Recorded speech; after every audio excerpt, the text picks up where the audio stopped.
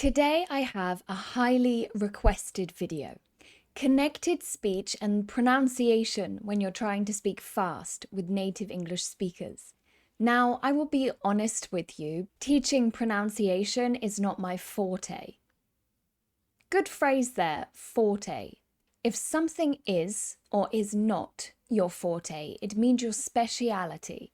So something is your forte, it is your speciality, it is what you are skilled at, and something that is not your forte is something you are not so skilled at. For example, my forte, my speciality, is business English, vocabulary, fluency, and interview practice. Whilst I can and I do teach pronunciation, it is not my area of expertise, it is not my speciality.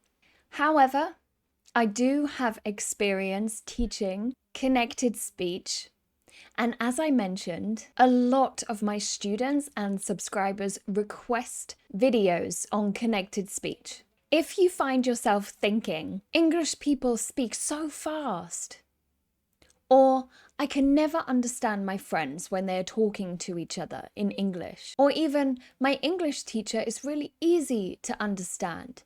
But as soon as I am in a situation, in a shop, in a restaurant, around anyone else, I really struggle to understand. Then what you might be experiencing is a difficulty understanding connected speech. And today I want to go through with you some of the main areas, points, and pronunciation differences to help you understand connected speech and also use it in your spoken English so you can be more understood, sound more fluent, sound more natural, sound more native when you are speaking. It's important to note before we start that connected speech should not be used in all situations. For example, if I were using connected speech now, I would not be doing a very good job at making non-native speakers feel comfortable listening to me. In any situation where you want to be understood clearly, where you want to be professional, confident, and clearly understood, you should avoid using connected speech or only use a very small amount of connected speech. However, if you live in an English-speaking country or work with a group of native English speakers, you may find yourself in more casual situations where everyone is speaking 10 words per second and somehow still managing to understand each other. When you watch videos on connected speech, you often hear people talking about shoulda, woulda, coulda. I am not going to go through that today because it's a very basic form of connected speech, but I do have a video on contractions, which is what those are called, if you want to go and watch that and check that out after this one. Today I'm going to start with weak and full sounds, weak and full sounds. But before we do, if you are not already subscribed, please do so. My name is Catherine, I'm a business English teacher, and I post 2 to 3 times per week, so I am sure you will find something helpful. And if you are already subscribed, please like and share this video. Although you are doing a fantastic job at that already. I've had a lot of new subscribers in the last week, and I'm very thankful for everyone that has liked, commented, shared my videos with a friend. I really appreciate it. Everyone is welcome on this channel, regardless of where you are in your English learning journey. So, weak and full sounds. Depending on the amount of stress we put on a word, we can make it a weak version or a stronger, fuller version of that word. We do this because the weaker sounds are a little easier to say and a little quicker to pronounce. For example, in this next sentence, she can speak English better than I can. She can speak English better than I can. The first can is a lot weaker than the second can. She couldn't speak English better than I can. She can speak English better than I can. This is because I'm putting more stress on the final word and less on the first can. Now notice, if I was talking to my students, I would not speak like that. I would pronounce every word as it's to be pronounced. She can speak better English than I can. I would put the same amount of stress on every word. But because this video is about connected speech, I will be changing the way I speak and the way I talk to demonstrate. This is not the way I would personally speak to a non-native speaker, but that's probably because I'm an English teacher, so I understand the difficulties that non-native speakers have understanding connected speech. So again, she can speak better English than I can. She can speak. It's a very weak can. Another example. I'm not sure if I can come on the weekend, but I'll let you know if I can. Now the final can is every syllable, every letter is pronounced can. The first can is kind of quickly moved over. It's squashed between two words and we don't put as much stress on it. I'm not sure if I can come on the weekend, but I will let you know if I can come on the weekend. It's almost like we don't even pronounce the A. We see this a lot with the word and. Fish and chips. It becomes just an N sound. Fish and chips. A chair and a table. Anna. We don't pronounce the D. A coffee and a cake. The and becomes irrelevant. What we are putting stress on, what we are focusing on, is what we are buying, eating, or referring to in that sentence. The and doesn't matter. You understand that I am listing something. If I say this sentence, I was talking to him and his brother, and you will never guess what they told me. The second and is a much fuller, and you will never guess what they told me. But the first and is very weak. I was talking to him and his brother. I was talking to him and his brother. For comparison, this is how I would say it in a normal, non-connected way. I was talking to him and his brother, and this is what they told me. I was talking to him and his brother. It's very quick. We skip right over that and. Because again, the emphasis is on who I was talking to and what they said. The information I want to get across is him and his brother. Him, his brother, and what they were saying. So all the words in between are irrelevant, but of course we need them to create a grammatically correct sentence. But we do not need them to be able to understand the context, which is why we quickly wash over them.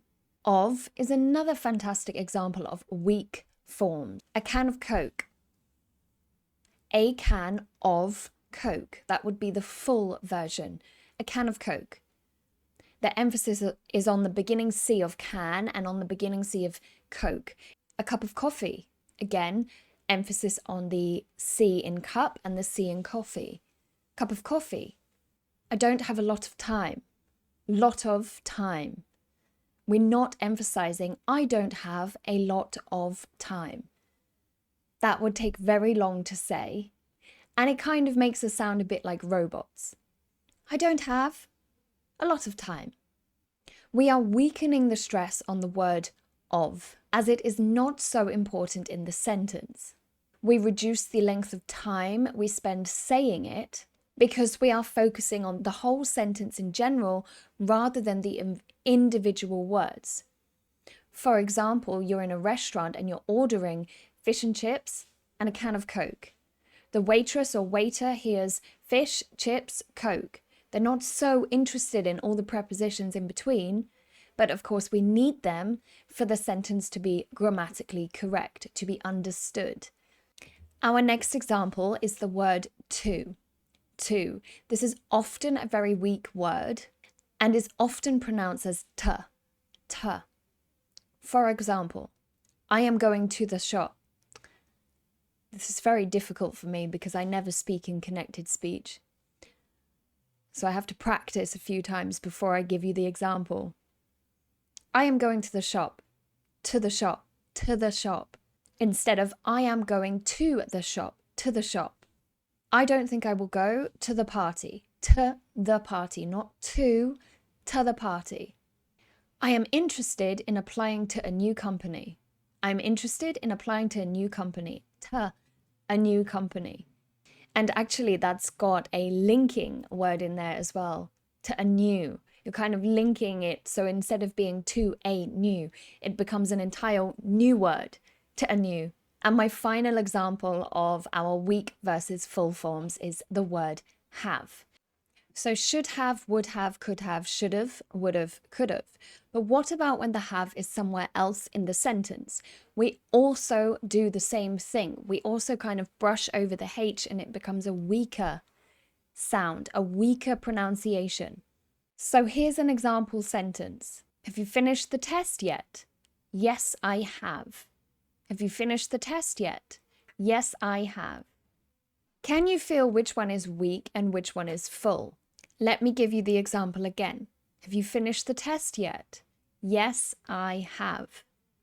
Now, of course, the first have is weaker. The second is the full form because we are focusing on the fact that, yes, I have finished it. It's done. It's over. But in the question, the focus is on, is it finished? Are you finished? So we kind of skim over the have.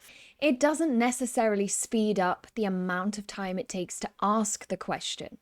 The time taken is pretty much the same, but it makes the question a bit more fluent, a bit more natural. What about this example? I have never been to Scotland, but I have been to England. Now, notice I didn't say I've never been, which is a very common abbreviation. I'm saying I have never been to give you the example. I've never been to Scotland. It's almost like I have never been to Scotland, but I have been to England. The fuller form is the second have. The first form is much weaker. Another aspect that makes connected speech difficult to understand, but easy to master once you recognize it, is intrusion and linking. Now, native English speakers will do this naturally without thinking about it.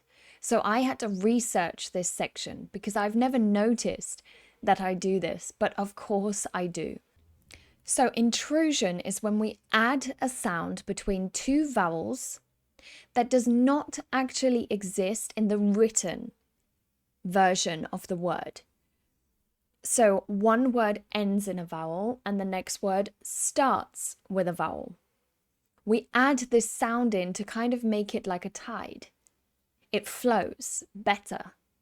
Typically, this is a W, an R, or a Y sound, but written as a J when you are looking at pronunciation and phonics. The intrusive W sound will be heard in examples such as, I want to eat, I want to eat. Now, if I say this clearly without the connected speech, it's I want to eat, I want to eat. But in connected speech, you can hear that there's a slight W at the beginning of the word eat because to ends in a vowel and eat starts with a vowel. So I want to eat, to eat. There is a W sound in between the two. Please do it. Please do it. There is again a W sound between the do and an it. Do it. Do it. Please do it. Do it. Can we go over the report? Where is the W sound there? Can you recognize it? Can we go over the report? Can we go over? Again, a W sound intrudes there, is intrusive, is intruding. That's what intrusion means, is something is showing up where it shouldn't be. If you want to really emphasize this for yourself and log it in your long-term memory, stop the video now and write a list of all the kinds of words that you see that are often put together with a W sound in between them. The intrusive Y or J sound would be heard in the following examples. I agree.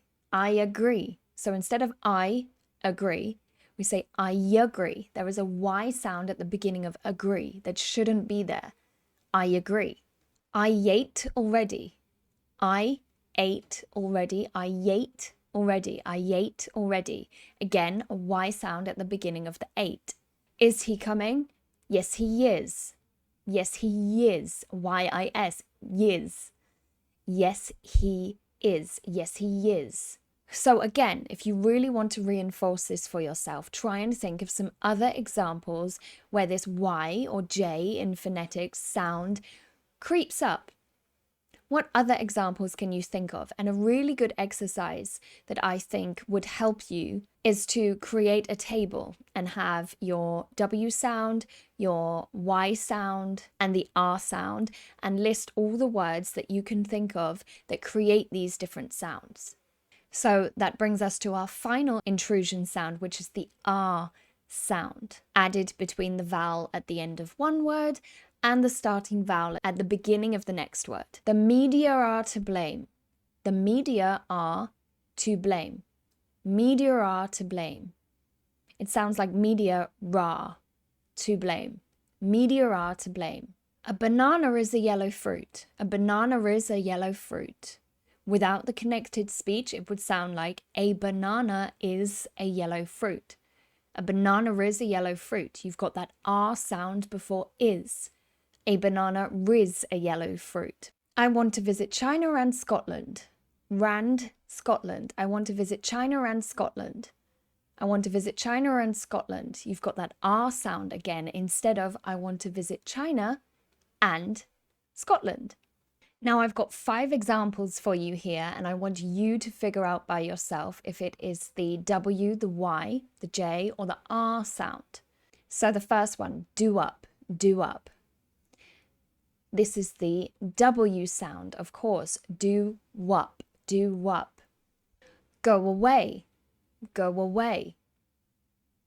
This, of course, is the W sound again, go away, go away.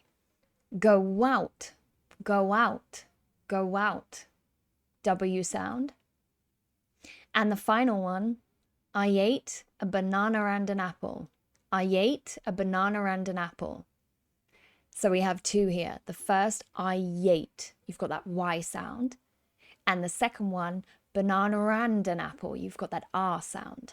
Now we have the linking sounds. Now, as the name suggests, this is when we link 2 words together that shouldn't really be together. They should be 2 separate words. We don't necessarily add extra sounds, we just squash them together. We do this by using sounds they already have. So, for example, the R sound in father-in-law. The R rolls into the in. Father-in-law, father-in-law. Or clear as water, clear as water, clear as water. The R rolls into the as, clear as water. Tower of London, Tower of London, Tower of London. The R rolls into the of to give us Rov London, Tower of London. So if you have a word that ends in an R and your next word starts with a vowel, you can link them together. No pause between. You can take the final R sound and add it to the beginning of the word starting with a vowel. Next we have sound deletions, sound deletions. Now exactly as the name suggests, this is when a sound is kind of deleted, removed, not said, not pronounced in a word. I'm sure you know about the schwa sound in the English language, which you find in the unstressed syllables of a word. Now, often we don't pronounce this sound. It is a deletion. For example, interest. The second E is not pronounced. Interest, interest. Similar, similar. Actually, I disagree with this one because I say similar, similar. I do pronounce that, and lots of people I know pronounce that. But some people, and I think American English, they would say similar. Similar. But I do personally pronounce it similar, similar. Ah, that's similar to the one I have at home. Library, library. Now the A is not pronounced at all. Library. We just say library. Different, different. Now of course this should be different, but the E is deleted. Different, different. So we only have 2 syllables instead of the different. Different that it should be 3 syllables. And my final example, tonight, tonight. The O is ignored. We don't say tonight. I'm going to read my book tonight. We say I'm going to read my book tonight. It's kind of following that initial to I told you about, where the to is pronounced as t, t. We also see this with the consonants T and D, especially when they are surrounded by other consonants. So when you have a T or a D in amongst two other consonants, we often ignore this T or D. For example, Christmas. It should be Christmas, but it's Christmas. Sandwich. Sandwich. We ignore the D. It should be sandwich. Sandwich. Sandwich. Sandwich. Sandwich. I've said sandwich too many times now and it sounds strange. How do I say sandwich normally? Sandwich.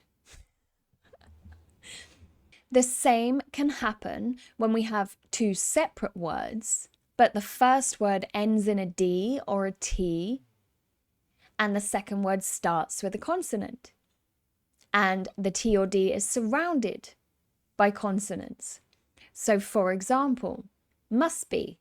Instead of must be, must be. Oh, he must be outside. Must be. The first three. The first three. Instead of the first three, we end the first on an S sound instead of the T sound that it should be. You and me. You and me. Again, ignoring the D sound. You and me. And I think you know this one from a lot of other videos that I have done or you may have seen on YouTube, is the H is often a soft sound.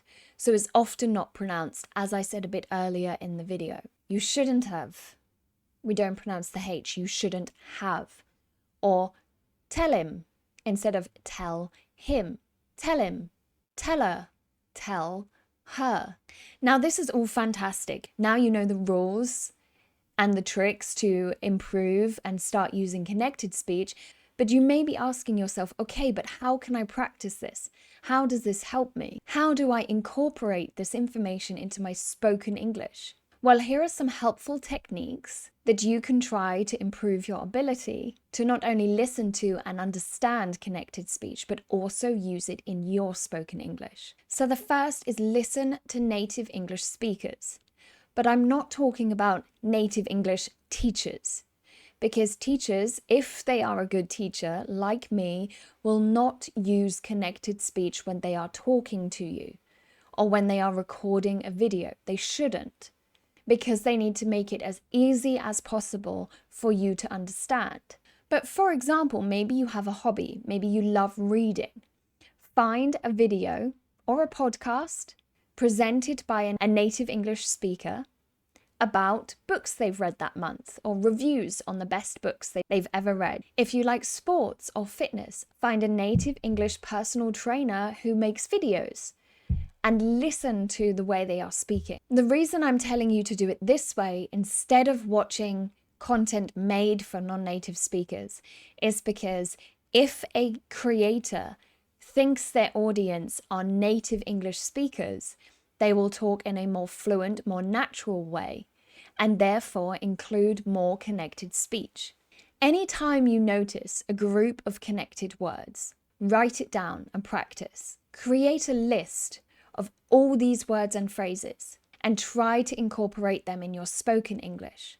Or as I said earlier, create a table and keep adding to this table with words that you come across, phrases you come across that include aspects of the connected speech.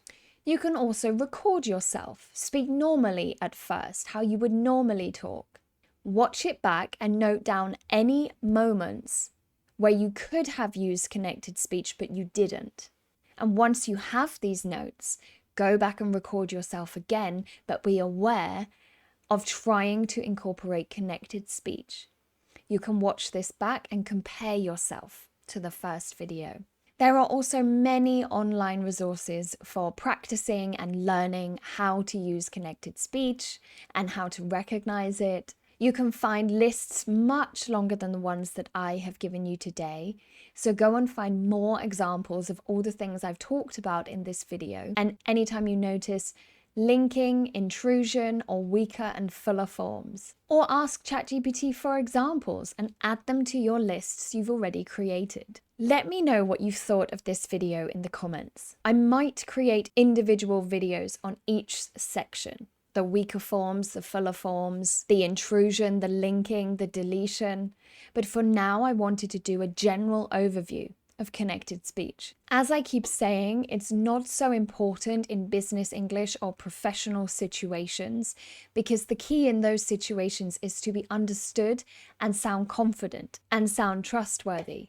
The key is not to say something as quickly as possible, but as clearly and as confidently as possible. So thank you for watching. Thank you for supporting. Let me know your feedback and comments down below, and I will see you in our next video. Bye-bye.